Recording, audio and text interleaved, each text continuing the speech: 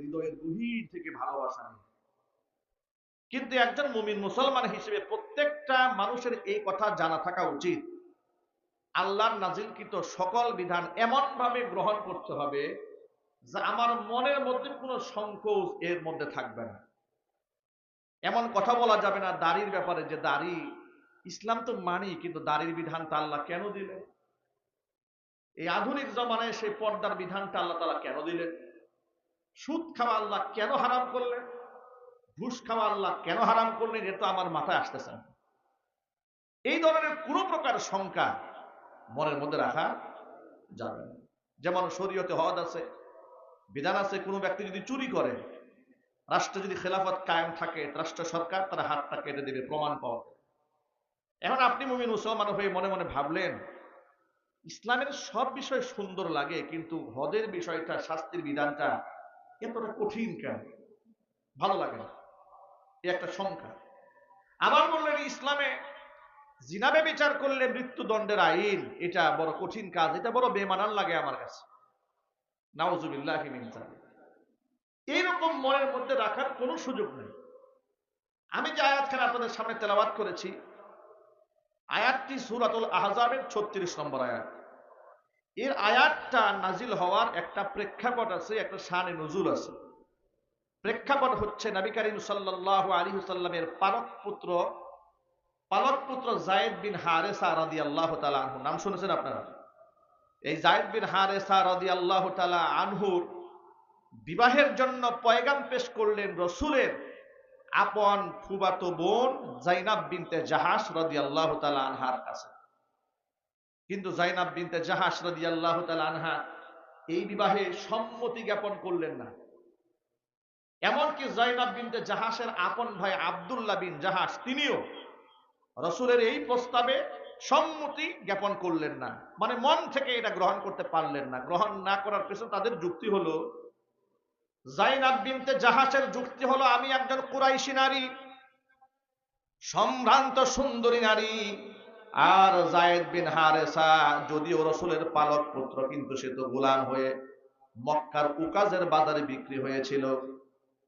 আমি একজন স্বাধীন সম্ভ্রান্ত সুন্দরী নারী হয়ে একটা গোলামকে স্বামী হিসেবে আমি গ্রহণ করতে পারি না। মন থেকে তিনি অ্যাকসেপ্ট করতে পারলেন না। এই ব্যাপারে কোরআন মাজিদে আল্লাহ পাক আয়াত নাযিল করলেন। আল্লাহ পাক বললেন, ওয়ামা কানা লিমুমিনিন ওয়ালা মুমিনাতিন ইযা কাদাল্লাহু ওয়া রাসূলুহু আমরা। আমি আল্লাহ এবং আমার রাসূল যদি কোনো ব্যাপারে কোনো সিদ্ধান্ত দিয়ে ফেলি, সিদ্ধান্ত দেওয়ার পরে ওয়ামা কানা লিমুমিনিন ওয়ালা মুমিনাতিন, কোনো ঈমানদার নারী পুরুষের আর অধিকার থাকে না আইয়াকুনা লাহুমুল খিয়ারাতু মিন আমরিহিম, নিজের পক্ষ থেকে মতামত ব্যক্ত করার কোনো সুযোগ নাই। কারণ সিদ্ধান্ত কে দিয়েছে জোরে বলেন তো? সিদ্ধান্ত যদি হয় আল্লাহর, সিদ্ধান্ত হয় যদি হয় আল্লাহ রাসূলের, সেখানে সাধারণ মানুষের নিজস্ব মতামত ব্যক্ত করার কোনো সুযোগ থাকে না। যদি কোনো ব্যক্তি আল্লাহ এবং রাসূলের সিদ্ধান্তকে বাদ দিয়ে দেয়, আল্লাহর নবীর সিদ্ধান্ত মতামত যদি সে ব্যক্তি মান্য করতে না পারে, যদি সেটাকে অবজ্ঞা করে, আল্লাহ পাক বলছেন ওয়ামান ইয়াসিল্লাহা ওয়া রাসূলাহু ফাকাদ দাল্লা দালালাম মুবিনা। আমি আল্লাহ সিদ্ধান্ত দেওয়ার পরে, আমার রাসূল সিদ্ধান্ত দেওয়ার পরে কোন ব্যক্তি যদি ভিন্ন পথে চলে, সিদ্ধান্তকে অবজ্ঞা করে, অমান্য করে চলে, সেই ব্যক্তি সুস্পষ্ট গোমরা হয়ে যায়। যদিও এই আয়াতখানা নাজিল হয়েছে বিশেষ একটা ঘটনাকে কেন্দ্র করে। এই আয়াত নাজিল হওয়ার পরে যায়নাব বিনতে জাহাশ রাদিয়াল্লাহু তাআলা আনহা যখন শুনতে পেলেন আল্লাহ পাক আয়াত নাজিল করেছেন, আল্লাহ এবং রাসূল সিদ্ধান্ত দিয়ে ফেললে নিজের মতামত ব্যক্ত করার সুযোগ থাকে না। যায়নাব বিনতে জাহাশ রাসূলুল্লাহকে জানায়, ইয়া রাসূলুল্লাহ, আপনি আমার জন্য যাকে পাত্র হিসেবে সিলেক্ট করেছেন তাকে আমি হাসি মুখে মেনে নিলাম। সুবহানাল্লাহ বলেন। সাহাবায়ে কেরাম আল্লাহর নবীর সিদ্ধান্ত কেমন কিভাবে মানতেন এই ঘটনার মাধ্যমে বোঝা যায়। আরেকটা ঘটনার মাধ্যমে আরো সুন্দর স্পষ্ট ভাবে আপনারা উপলব্ধি করতে পারবেন। রাসূলের একজন সাহাবী ছিলেন, তার নাম ছিল জুলাইবিব রাদিয়াল্লাহু তাআলা আনহু। গায়ের রং ছিল কালো, আকার আকৃতিতে খাটো ছিলেন, চেহারার লাবণ্যময়তা বলতে তেমন কিছু ছিল না। সেই জুলাইবিব রাদিয়াল্লাহু তাআলা আনহু একদিন রাসূলকে বলছেন, হে রাসূল, জান্নাতে হুরের যে বর্ণনা কোরআনে আছে এবং আপনার মুখ থেকে শুনেছি, ওই হুর কি আমার মতো ব্যক্তি জান্নাতে গেলে আমি পাবো? নবী করিম সাল্লাল্লাহু আলাইহি ওয়াসাল্লাম তার প্রশ্ন থেকে ভিতরকার অবস্থা উপলব্ধি করতে সক্ষম হলেন।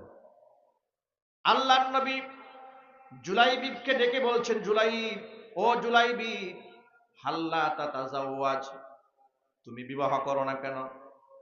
তোমার কি বিবাহ করার প্রয়োজন নাই? জুলাইবিব বললেন, ইয়া রাসূলুল্লাহ, অবশ্যই আমার বিবাহ করার প্রয়োজন আছে, কিন্তু আমার মতো ব্যক্তিকে কে বিবাহ করবে? আমি দেখতে কালো মানুষ, চেহারার মধ্যে সৌন্দর্যতা নাই, খাটো মানুষ, সামাজিক অবস্থাও নাই, টাকা পয়সাও নাই। আমার মতো একেবারে লো ক্লাসের একটা মানুষকে স্বামী হিসেবে কে গ্রহণ করতে চাবে? কিংবা কোন পিতা তার কন্যাকে আমার কাছে বিবাহ বন্ধনে আবদ্ধ করে দিবে? নবী করিম সাল্লাল্লাহু আলাইহি ওয়াসাল্লাম তার পক্ষ থেকে দায়িত্ব গ্রহণ করলেন জুলাইবিবকে বিবাহ করার জন্য। জুলাইবিবকে বিবাহ করাবেন, চতুর্দিক থেকে পাত্রী তালাশ করা শুরু করলেন, খুঁজতেছিলেন মদিনার কার ঘরে বিবাহের উপযুক্ত কন্যা আছে। খোঁজখবর নিতে থাকলেন। খোঁজখবর নিতে নিতে জানতে পারলেন একজন আনসারী সাহাবীর ঘরে এক সুন্দরী মেয়ে আছে, বিবাহের উপযুক্ত। আনসারী সাহাবীকে নবীজি কাছে ডাকলেন, ডেকে বললেন, আল্লাহর বান্দা, তোমার ঘরে মেয়ে আছে? বলে, হ্যাঁ রাসূল, মেয়ে আছে। তোমার মেয়ের জন্য আমি বিবাহের পয়গাম পাঠালাম। আনসারী সাহাবী আনন্দে আত্মহারা হয়ে বলছেন, ইয়া রাসূলুল্লাহ, আপনি আমার মেয়ের জন্য বিবাহের পয়গাম পাঠিয়েছেন, এর থেকে বড় আনন্দের কিছু আমার জীবনে আর হতেই পারে না। নবীজি বললেন, সাহাবীর শোনো, তোমার মেয়ের বিবাহের জন্য পয়গাম পাঠিয়েছি, আমি পাঠিয়েছি, কিন্তু এটা আমার ব্যক্তিগত, আমার নিজের জন্য নয়, আমার সাহাবী জুলাইবিবের জন্য। জুলাইবিবের নাম শুনে আনসারী সাহাবীর মনটা খারাপ হয়ে গেছে। কারণ হযরত জুলাইবিব রাদিয়াল্লাহু তাআলা আনহু এটা মদিনাতুল মুনাওয়ারা সাহাবীদের কাছে একজন পরিচিত ব্যক্তি ছিলেন। তিনি একদম খাটো মানুষ, অসুন্দর মানুষ, সেই হিসেবে আনসারী সাহাবী মুখের উপর রাসূল পাক সাল্লাল্লাহু আলাইহি ওয়াসাল্লামকে না করতে পারলেন না। তিনি বলেন, ইয়া রাসূলুল্লাহ, আপনি আমাকে একটু সময় দেন, আমি ঘরে গিয়া মেয়ের মায়ের সাথে একটু পরামর্শ করে আসি। রাসূল বললেন, সময় দেওয়া হলো। আনসারী সাহাবী নিজের ঘরে চলে গিয়ে ঘরের বিবিকে একান্তে ডেকে নিয়েছেন মেয়ের আড়ালে, যে আমাদের মেয়ের জন্য নবীজি সাল্লাল্লাহু আলাইহি ওয়াসাল্লামের পক্ষ থেকে একটা বিবাহের পয়গাম এসেছে। এ কথা শুনে মেয়ের মাও আনন্দে আত্মহারা। আমাদের মেয়ের জন্য রাসূলের পক্ষ থেকে বিবাহের পয়গাম এসেছে, এটা পরম সৌভাগ্যের ব্যাপার। তিনি বললেন, শোনো, কথা আগে শেষ করতে দাও। রাসূল পাক সাল্লাল্লাহু আলাইহি ওয়াসাল্লামের পক্ষ থেকে পয়গাম এসেছে, তবে সেটা রাসূলের নিজের জন্য নয়। পয়গাম এসেছে রাসূলের সাহাবী জুলাইবিবের জন্য। জুলাইবিব সম্পর্কে পরিপূর্ণ বর্ণনা স্ত্রীর সামনে পেশ করলেন। স্ত্রীর মনটা খারাপ হয়ে গেল, কিন্তু স্ত্রীও নারাজ, স্বামীও নারাজ। মেয়ের কান পর্যন্ত তারা আওয়াজ দিতেই চাইলেন না যে এই ব্যাপারে আমরা মেয়ের সাথে কোনো পরামর্শই করব না, আমাদেরই পছন্দ হয় নাই, তো মেয়ের সাথে আমরা কি কথোপকথন করতে পারি? তিনি বললেন, হে, আপনি রাসূলের কাছে যান, গিয়ে এই প্রস্তাবটা হুজুরের কাছে আপনি বলে আসেন যে আমার ঘর থেকে এই প্রস্তাবটা অ্যাকসেপ্ট করতে পারে না, গ্রহণ করতে পারে না। আল্লাহর নবীর কাছে আনসারী সাহাবী বিবাহের পয়গাম প্রত্যাখ্যান করার জন্য ঘর থেকে যখন বের হয়ে যাচ্ছে, এমন সময় ঘরের ভেতর থেকে সেই মেয়েটি ডেকে বলছে, আব্বাজান, আপনি কোথায় যান? আপনি এবং আমার মা দুজনে মিলে যে কথোপকথন করেছেন পর্দার আড়াল থেকে দাঁড়িয়ে আমি সব শুনেছি। আপনারা এই সাহসটা কোথায় পেলেন? কার প্রস্তাব আপনি প্রত্যাখ্যান করতে চাচ্ছেন? আপনি কি জানেন না আল্লাহ কোরআনে কি বলেছেন? বাবা বলছেন কি বলেছেন? তাহলে বলো। যেখানে আল্লাহ পাক বলেছেন ইদা কাদাল্লাহু ওয়া রাসূলুহু আমরা, যদি সিদ্ধান্ত আল্লাহর হয়, সিদ্ধান্ত যদি রাসূলুল্লাহর হয়ে যায়, ইমানদার বান্দা বান্দির ওই ক্ষেত্রে নিজের মতামত ব্যক্ত করার কোনো সুযোগ থাকে না। যেহেতু আল্লাহর নবী সাল্লাল্লাহু আলাইহি ওয়াসাল্লাম আমার জন্য জুলাইবিবকে পাত্র হিসেবে পছন্দ করেছেন, আপনি রাসূলুল্লাহর কাছে গিয়ে বলবেন আমার মেয়ে আপনার দেওয়া প্রস্তাব হাসি মুখে মেনে নিয়েছে। সুবহানাল্লাহ জুড়ে বলেন।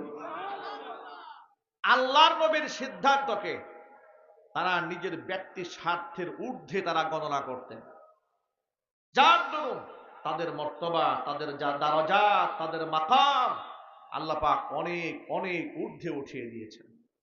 আমরা এই দুটা ঘটনা থেকে, কোরআন মাজিদের এই আয়াত থেকে আমাদের জন্য বড় শিক্ষা হচ্ছে, আল্লাহ পাকের যত বিধান আছে কোন বিধানের ক্ষেত্রে আমার পক্ষ থেকে কোনো যুক্তি চলবে না, কোনো তর্ক চলবে না। এ কথা বলা যাবে না যে আমার তো দাড়ি রাখার বয়স হয় নাই, কেন দাড়ি রাখবো? আমি কি হুজুর নাকি যে আমার বউকে আমি পর্দা করাবো? আমি কি আলেম নাকি আমি কোরআন শরীফ পড়বো? এরকম বক্তব্য দেওয়ার কোনো সুযোগ নাই। মনে রাখবেন, ইমাম সাহেবের জন্য নামাজ পড়া যেমন ফরজ, সভাপতি, সেক্রেটারি, কোষাধ্যক্ষ তাদের জন্য নামাজ পড়া ঠিক তেমনই ফরজ। ইমাম সাহেবের কন্যা স্ত্রীর জন্য যেমন পর্দা ফরজ, অনুরূপভাবে সভাপতি, সেক্রেটারি, কোষাধ্যক্ষ সহ মসজিদের সকল মুসল্লিদের, মুসলমানের স্ত্রী কন্যাদের পর্দা করা ঠিক তেমনই ফরজ। ঠিক কিনা ভাই? ইমাম সাহেবের জন্য যেমন সুদ ঘুষ হারাম, মুক্তাদির জন্য সুদ ঘুষ হারাম। এখানে বিভাজনের কোনো সুযোগ নাই। অনেক যুবকেরা মনে করে যে মাথা আমি টুপি দিব কেন, আমি কি মাদ্রাসার ছাত্র? মুখে আমি দাড়ি কেন রাখবো, আমি কি হুজুর? প্রিয় ভাইয়েরা, যদি প্রশ্ন করা হয় কিয়ামতে রাসূলের শাফাত শুধু কি হুজুরের প্রয়োজন না আপনাদের সকলেরই প্রয়োজন? যদি তাই হয়ে থাকে, হুজুর কেন একা রাসূলকে আপন বানাবে? হুজুর একা রাসূলকে আপন কেন বানাবে? আমরা সকলেই নবী করিম সাল্লাল্লাহু আলাইহি সাল্লামকে কলিজার চেয়ে বেশি আপন বানায় নেব ইনশাআল্লাহ বলেন। আর সেটা প্রমাণ হবে আমাদের আমলের মাধ্যমে। মান আহাব্বা সুন্নতি ফাকাদ আহাব্বানি ওয়া মান আহাব্বানি কানা মাই ফিল জান্নাহ। যে ব্যক্তি আমার সুন্নাহকে ভালোবাসবে সেই ব্যক্তি আমাকে ভালোবাসবে, যে ব্যক্তি আমাকে ভালোবাসবে সেই ব্যক্তি আমার সাথে জান্নাতে হবে। আমরা কি রাসূল পাক সাল্লাল্লাহু আলাইহি ওয়াসাল্লামের ভালোবাসার পরিচয় দিতে পারবো তো ইনশাআল্লাহ? আজকের পর থেকে এক ওয়াক্ত নামাজও আমাদের কাজা হবে না, আমরা বলি ইনশাআল্লাহ। মুখের দাড়িতে আমরা হাত লাগাবো না, দাড়িটা কামাবো না, বলি ইনশাআল্লাহ। আজকের পর থেকে আমরা মিথ্যা কথা বলবো না, চুরি ডাকাতি করব না, অন্যের হক নষ্ট করব না, বলেন না ইনশাআল্লাহ। হে রাসূল বুঝি না আমি, রেখেছ বেঁধে মোরে কোন সুতোয় তুমি, রেখেছ বেঁধে মোরে কোন সুতোয়। হে রাসূল বুঝি না আমি, রেখেছ বেঁধে মোরে কোন সুতোয় তুমি, রেখেছ বেঁধে মোরে কোন সুতোয়। তোমারি নামে আনন্দে দুলি, তোমারি নামে দুনিয়া ভুলি, কি জাদু রাখা ওই নামেতে। তোমারি নামে আনন্দে দুলি, তোমারি নামে দুনিয়া ভুলি, কি জাদু রাখা ওই নামেতে। খোদার পরশে যে নাম আরশে উদারি পরশে যে নাম আরশে নাম মুহাম্মদ শুধু মধুময়। হে রাসূল বুঝি না আমি, রেখেছ বেঁধে মোরে কোন সুতোয় তুমি, রেখেছ বেঁধে মোরে কোন সুতোয়। জানি না গোপনে কেমন করে, জানি না গোপনে কেমন করে হৃদয়ে গড়েছ প্রেমের বলয়। হে রাসূল বুঝি না আমি, রেখেছ বেঁধে মোরে কোন সুতোয় তুমি, রেখেছ বেঁধে মোরে কোন সুতোয় তুমি, রেখেছ বেঁধে মোরে কোন সুতোয়। আল্লাহ পাক নবী করিম সাল্লাল্লাহু আলাইহি ওয়াসাল্লামের মোহাব্বত দিয়ে আমাদের অন্তরকে আলোকিত করে দেন। সকলেই জবান আল্লাহুম্মা আমিন। ইস্তিগফার করেন। আস্তাগফিরুল্লাহ আস্তাগফিরুল্লাহ আস্তাগফিরুল্লাহ রাব্বি মিন কুল্লি যামবিন ওয়া আতুবু ইলাইহি ওয়া লা হাওলা ওয়া লা কুওয়াতা ইল্লা বিল্লাহিল আলিয়্যিল আযীম। আল্লাহুম্মা আমিন। রব্বানা যালামনা أنفسنا وإن لم تغفر لنا وترحمنا لنكونن من الخاسرين.